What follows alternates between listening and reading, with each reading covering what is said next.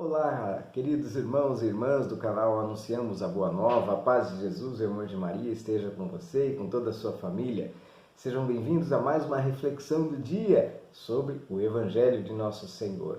E eu convido você a tomar a palavra de Deus no Evangelho de São Marcos, capítulo 2, versículos de 23 a 28. Marcos 2, 23 a 28. O Senhor esteja convosco.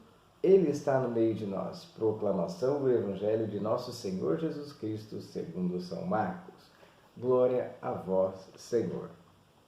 Naquele tempo, num dia de sábado, o Senhor caminhava pelos campos e seus discípulos andando começaram a colher espigas. Os fariseus observaram-lhe: Vede, por que fazem eles no sábado o que não é permitido? Jesus respondeu-lhes: Nunca lestes o que fez Davi quando se achou em necessidade e teve fome, ele e os seus companheiros?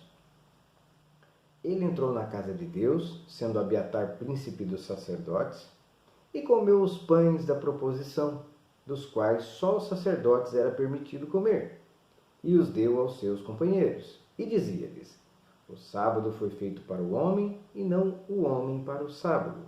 E para dizer tudo, o Filho do Homem é Senhor também do sábado.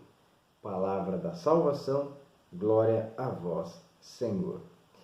Queridos irmãos e irmãs, esta palavra de hoje que Jesus vem nos trazer é justamente aquela que muitas vezes os regramentos, as regras, sobrepõem as necessidades de nós, filhos de Deus.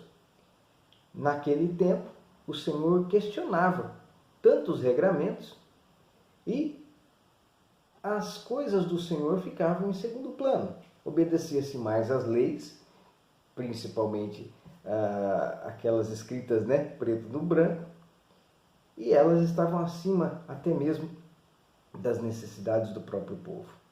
Queridos irmãos e irmãs, se nós fizermos essa analogia da questão do templo, do regramento, quando Jesus fala que Davi, quando teve fome, seus companheiros entraram no templo e comeram os pães da proposição. Ali estava Jesus, o sumo sacerdote. Ele era a presença real. Ele é a presença real do Senhor. Ele é o sumo sacerdote.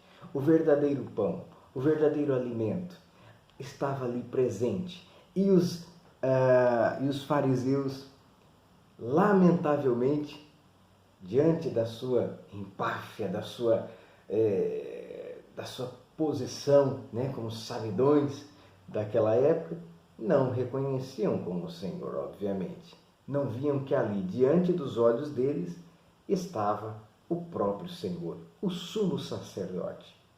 Queridos irmãos, queridas irmãs, eu quero colocar para você hoje este momento, esta passagem, que nós estamos diante do Senhor. Nós temos a oportunidade de estarmos juntos com o Senhor o tempo todo. Ainda mais na Eucaristia, que é o sacrifício vivo do Senhor por nós. Corpo, sangue, alma e divindade, a cada Eucaristia nós podemos ali adorar.